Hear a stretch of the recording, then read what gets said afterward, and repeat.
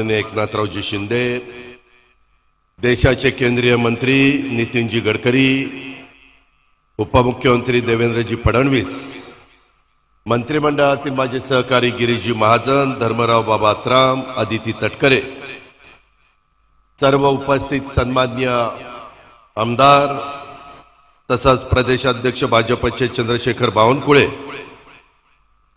माझ्या नागपूर विभागातून आलेले सर्व सन्माननीय आजी माजी पदाधिकारी, सर्व आमचे सहकारी पत्रकार मित्र आणि प्रचंड संख्येने आज महाराष्ट्राच्या उपराजधानीमध्ये हा कार्यक्रम होत असताना उपस्थित असणाऱ्या माझ्या मायमाऊली, माझ्या बहिणी, माझ्या मुली, सर्वांना मी सुरुवातीलाच मनापासून तुमचं स्वागत करतो आणि प्रचंड संख्येने आला त्याबद्दल आपल्याला धन्यवाद देखील देतो।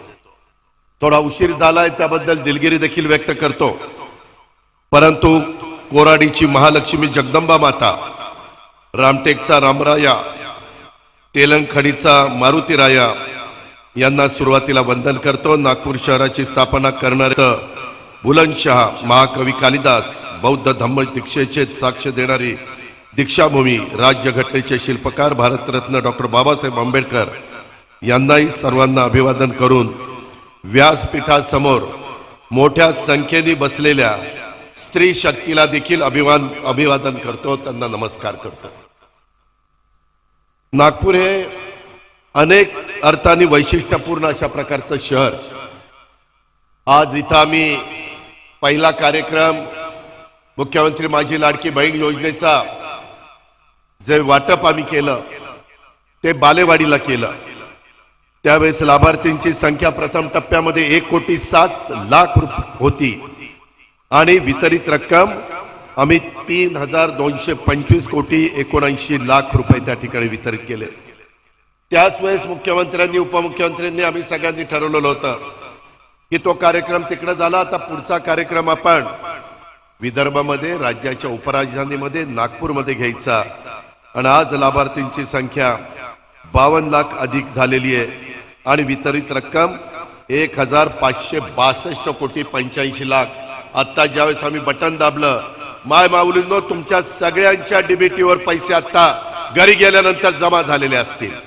आम्ही दिलेला शब्द पाळणारी लोक आहोत आपण, आम्ही वचनपूर्तीचं राजकारण करणारे आहोत।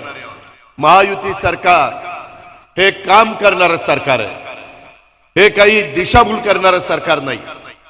त्या चांगल्या योजना मी आणल्या। आजपर्यंत 1,59,00,000 महिलांना, मायमाऊलींना हा लाभ मिळतोय आणि वितरित रक्कम 4,788,65,00,000 केलेली आहे। ज्यावेळेस अर्थसंकल्पामध्ये या योजना आम्ही जाहीर केल्या त्यावेळेस आम्ही सगळ्यांनी याला वर्षाला खर्च किती येतोय, आपण व्यवस्थितपणे तो देऊ शकू का, त्याच्यावर ते करत असताना राज्याच्या इतर कामावर परिणाम होणार नाही ना, विकास कामं अडचणीत येणार नाही ना। मित्रांनो, मी यावेळेस मायमाऊलींनो 10वा अर्थसंकल्प सादर केला। मागे देवेंद्रजींनी पण अर्थसंकल्प सादर केलेत। एकनाथराव सिनियर मिनिस्टर म्हणून अनेक वर्ष काम करतायत आणि त्याच्यामुळं चांद्यापासून बांद्यापर्यंत माझ्या गोरगरीब मायमाऊलींना सक्षम करण्याच्या करता, सबल करण्याच्या करता, त्या ठिकाणी त्यांना आमच्या रक्षाबंधनाची ओवाळणी देण्याच्या करता, पूजाच्याला येणाऱ्या भाऊबीजेची ओवाळणी देण्याच्या करता हा सगळा कार्यक्रम 2.5 कोटी महिला आम्ही डोळ्यासमोर ठेवल्यात। 2.5 कोटी, 1 कोटी जवळपास 60 लाख अजूनही पुढचा टप्पा आहे। काळजी करू नका, काही जर लाभार्थीमध्ये लाभ घेणाऱ्या माझ्या महाराष्ट्रातल्या महिला राहिल्या असतील तर मी आपल्याला सांगतो, अशी एक देखील भगिनी की त्या लाभामध्ये बसते, ज्या नियम घातलेले त्याच्यात बसते, ती ह्या लाभापासून वंचित राहणार नाही, ही देखील खात्री या आजच्या सभेच्या निमित्तानं मी आपल्या सगळ्यांना देतो। त्याच्यामुळे तुमच्यातल्या काही जवळच्या राहिल्या असतील तर राहिलेल्या दिवसामध्ये देखील अर्ज करा। आज विरोधक आमच्यावर टीका टिप्पणी करतात। पहिल्यांदा या चांगल्या योजनेची त्यांनी वेगवेगळ्या पद्धतीनं चेष्टा करण्याचा प्रयत्न केला, त्याच्यामध्ये कुठेतरी टिंगलटवाळी करण्याचा प्रयत्न केला। अरे बाबांनो, तुम्ही राज्यकर्ते म्हणून इतके वर्ष काम करत होता, तुम्हाला कुणी अडवलं होतं? तुम्ही का नाही योजना आणली? कुणी तुम्हाला थांबवलेलं होतं? त्याचं उत्तर देत नाही, फक्त काहीतरी तातुंगातून सांगितलं. परंतु आता ज्यावेळेस ही योजना लोकप्रिय झाली, मला माझ्या नागपूर मधल्या माझ्या बहिणींनी सांगावं, चांगली असेल त्यांनी हात वर करा, चांगली आहे का नाही. सगळ्या महिला, मुख्यमंत्री महोदय, उपमुख्यमंत्री महोदय, नितीन गडकरी साहेब सगळे हात वर करतात, खाली घ्या. आज मोठ्यांना काय माहिती, आमच्या माय माऊलींना 1,500ची किंमत. आम्ही 3,000 रुपये त्यांच्या अकाउंटला जुलै ऑगस्टचे टाकले. खुरपाडीला जाणारी महिला, माझ्या कचरा गोळा करणारी महिला, माझ्या धुणं भांडी करणारी महिला, तिथं झाडू पोतना करणारी महिला, काहींच्या घरामध्ये जाऊन स्वयंपाक करून देणारी महिला, किंवा झोपडपट्टीमध्ये राहणारी महिला, तिला तिची सुख दुःख माहिती. टीका करणाऱ्यांना काय कळणार आहे किंवा ह्या 1,500 रुपयाचं मोल काय, ह्याची जाणीव त्यांना नाहीये. कारण सोन्याचा चमचा तोंडामध्ये घेऊन जन्माला आलेली ही लोक आज माझ्या गोरगरिबांना, 2.5 लाखाच्या मध्ये आतमध्ये उत्पन्न असणाऱ्यांना आम्ही मदत करतोय, तर त्या मदतीच्या बद्दल काही ना काही चुकीचं सांगण्याचा प्रयत्न करतात. तुम्ही त्याकडे दुर्लक्ष करा. ही योजना पुढे चालू ठेवायची का नाही? ही योजना पुढे चालू ठेवायची असेल तर नोव्हेंबर मध्ये पर्यंत तर तुम्हाला पैसे मिळणारच आहेत. नोव्हेंबरला इथं निवडणुका महाराष्ट्रामध्ये होणार आहेत. महायुतीचं सरकार म्हणून आम्ही काही ठिकाणी धनुष्यबाण, काही ठिकाणी कमळ आणि काही ठिकाणी घड्याळ असे चिन्ह घेऊन आमचे उमेदवार 288 उभे राहणार आहेत. मी आपल्याला सांगू इच्छितो, या सभेच्या माध्यमातून महाराष्ट्राला सांगू इच्छितो, माझ्या माय माऊलींनो, तुम्ही आम्हाला आशीर्वाद द्या, तुम्ही आम्हाला भरभक्कम पाठिंबा द्या. पुढे 5 वर्ष ही योजना अतिशय व्यवस्थितपणे चालवण्याचा शब्द मी आता राज्याच्या मुख्यमंत्री, उपमुख्यमंत्र्यांच्या साक्षीने देतो. कोणी मायेचा लाल येऊ देत, ही योजना बंद पडून देणार नाही. फक्त तुम्ही आशीर्वाद द्या, तुम्ही पाठीशी उभी राहा. तुम्ही महायुतीला पुन्हा. शेवटी काम करणारी माणसं कोण आहेत? सरकार व्यवस्थित चालवणारी माणसं कोण आहेत? गोरगरिबाला मदत करणारी माणसं कोण आहेत? शेवटच्या माणसाला मदत करणारी माणसं कोण आहेत? ह्याचा विचार यावेळेस योजना करताना ज्या ज्या योजना दिल्या त्याच्यामध्ये जातीचा, पातीचा, नात्याचा, गोत्याचा विचार केला नाही. समाजात गरीब घटक, मग तो कुठल्याही जातीचा असू द्या, त्या सगळ्या महिलांना घेतलेला आहे. त्याच्यामध्ये 3 गॅस सिलेंडर मोफत देण्याची योजना, 52 लाख कुटुंबियांना वर्षाला 3 गॅस सिलेंडर मोफत.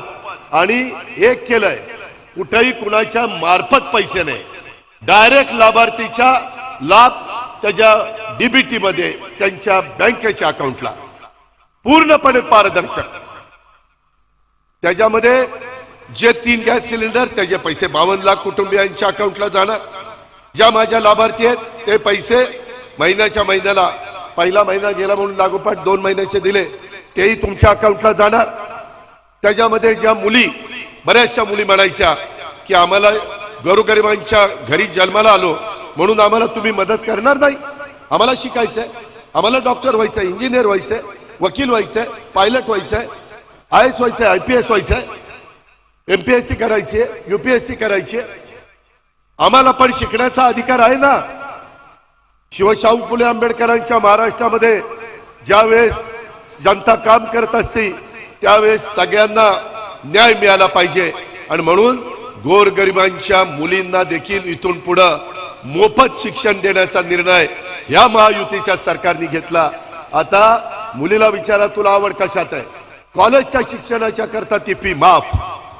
शेवटी हे केलं पाहिजे, करता गरजेचं आहे. त्या मुलीच्या आई वडिलांच्या करता केलं पाहिजे. ती मुलगी कुणाच्या तरी घरात सून म्हणून जाणार आहे, तिच्या करता त्या ठिकाणी केलं पाहिजे. हा निर्णय आम्ही घेतला. आम्ही निर्णय घेताना विरोधकांनी काय सुरू केलं? अरे यांना बहिणीचंच प्रेम आहे, बहिणीचंच प्रेम आहे, भावाला काहीच नाही. अरे भावांनो, तुम्हाला देखील 3 हॉर्सपॉवर, 5 हॉर्सपॉवर, 7.5 हॉर्सपॉवर इलेक्ट्रिक मोटारचं बिल माफ. इथून पुढे बिल भरायचं नाही, मोटारी चालवा. आणि मागच्या बिलाची पण काळजी करू नका. इथं ऊर्जा मंत्री बसलेत, काहीतरी करून मार्ग काढू, काळजी करू नका, फक्त महायुतीची साथ द्या. शेवटी काय आम्ही साधू संत नाहीये, आम्ही काम करणारी माणसं आहोत. आणि त्यामुळं आमच्या भावांना ती 14,900 कोटी रुपये दर वर्षाला ऊर्जा खात्याला द्यावे लागतात. 44 लाख शेतकऱ्यांना त्याचा फायदा आम्ही देतो. त्याच्या उपर आता कुठं माझ्या विदर्भात दुधाचा धंदा वाढायला लागला. काही विदर्भातले शेतकरी आले मुख्यमंत्र्यांना, मला देवेंद्रजींना भेटले आणि म्हणले, राव दुधाचे दर कमी झाले. आम्ही ठरवलं की त्याला 30 रुपये मिळतात, अजून 5 रुपये सरकारचं अनुदान म्हणून द्यायचं आणि 35 रुपये त्याला मिळाल्यानंतर त्याला दुधाचा धंदा परवडेल. हाही निर्णय आपण घेतला. हा आमच्या भावांच्या करता घेतला, मुला मुलींच्या करता निर्णय घेतला. प्रशिक्षण द्यायला सुरुवात केली. 12वी वाल्याला 6,000 रुपये, डिप्लोमा वाल्याला 8,000 रुपये, डिग्री वाल्याला 10,000 रुपये. सगळ्या घटकाच्या करता आम्ही योजना देत असताना शेतकरी बळीराजा डोळ्यासमोर ठेवला. वारकऱ्यांना त्या ठिकाणी मदत आम्ही केली. माय माऊली बहिणी मुलींना मदत त्या ठिकाणी केली. तरुण तरुणी ज्यांनी 12वी डिप्लोमा डिग्री शिक्षण घेतलेलं आहे त्यांना प्रशिक्षण देण्याच्या करता राज्य सरकारच्या तिजोरीतनं पैसा खर्च करत आहे. आणि या सगळ्या कामाला 75,000 कोटी रुपये वर्षाला त्या बाबतीमध्ये आम्ही लाभ द्यायचं ठरवलेलं. 75,000 कोटी. हा पैसा शेवटी मार्केटमध्ये येणार आहे. नागपूरची बाजारपेठ चालणार आहे, कामठी असेल किंवा इतर कुठलेही शहर असतील तिथली बाजारपेठ चालणार आहे. आज आर्थिक बदल त्या भागामध्ये होणार आहे. ही गोष्ट आपण सगळ्यांनी लक्षामध्ये ठेवा. कालच देशाचे पंतप्रधान नरेंद्र मोदी साहेब आपल्या मुंबईला आलेले होते. पालघरला जगातले 10 महत्वाच्या बंदरापैकी एक वाढवणचं बंदर, त्याचं भूमिपूजन पंतप्रधानांनी केलं. 10 ते 12 लाख मुलांना मुलींना काम मिळणार आहे. कुणालाही तिथं वाऱ्यावर सोडणार नाही, कुणालाही उद्ध्वस्त करणार नाही. पंतप्रधानांच्या देखत आम्ही सगळ्यांनी कबूल केलं. आणि हे सगळं करत असताना पंतप्रधानांनी पाऊण लाख कोटी रुपये आपल्या त्या बंदराच्या करता मंजूर केले. केंद्रात आपल्या विचाराचं सरकार आहे. नितीन गडकरी साहेब तिथे आहेत.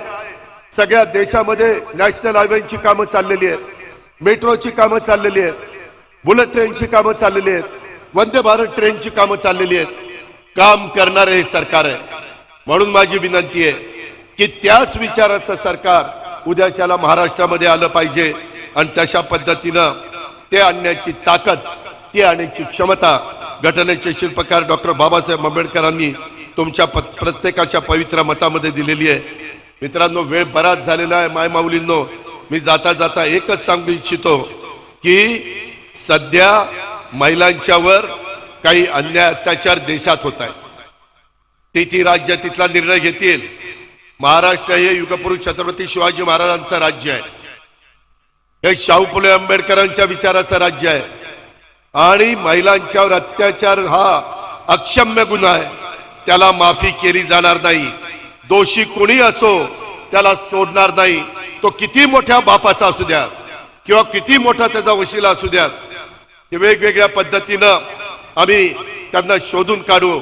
महिलांच्या सुरक्षेबाबत कोणालाही पाठीशी घातलं जाणार नाही. महिला सुरक्षेत सर्वोच्च प्राधान्य हे महायुतीच्या सरकारने तो निश्चय केलेला आहे. त्याच्यामुळं तुम्हाला सबलपण आम्ही करणार आहोत, तुम्हाला सक्षमपण आम्ही करणार आहोत, तुम्हाला त्या ठिकाणी मान सन्मान प्रतिष्ठा प्राप्त करून देणार. त्याचबरोबर तुमच्या सुरक्षिततेला पण सर्वोच्च प्राधान्य देण्याचं काम हे महायुतीचं सरकार करतंय. त्याचा देखील आपण निश्चितपणे विश्वास ठेवा. कुठेही तुमच्या विश्वासाला तडा जाऊन दिला जाणार नाही, अशा प्रकारची खात्री मी आजच्या प्रचंड मोठ्या या सभेच्या निमित्तानं माय माऊलींना देतो. अधिक न बोलता पुन्हा एकदा ज्या पद्धतीनं महिला सक्षमीकरणात महाराष्ट्र नेहमी अग्रेसर राहिलेला आहे, तिथं आम्ही अभिवादन करत असताना राजमाता जिजाऊ आहे, पुण्यश्लोक अहिल्यादेवी होळकर आहेत, क्रांतिज्योती सावित्रीबाई फुले आहेत आणि रमाई माता आहे. त्या सगळ्यांना त्यांनी जो विचार मांडलेला आहे त्या विचाराने आम्ही पुढे चाललेलो आहे. माय माऊलींनो, तुम्ही ज्या पद्धतीनं आमचं सगळ्यांचं स्वागत करता, आता आल्यानंतर ज्या प्रेमाने तुम्ही आम्हाला राख्या बांधता, ज्या हातात हात देता, कुठंतरी भावाच्या नात्याने बहिणीच्या नात्याने हे जे प्रेम आहे त्याला कुठल्याही परिस्थितीमध्ये वाट्यांचे झालं तरी अंतर पडून दिलं जाणार नाही हा शब्द देतो आणि आपलं सगळं एबीपी माझा, उघडा डोळे बघा नीट.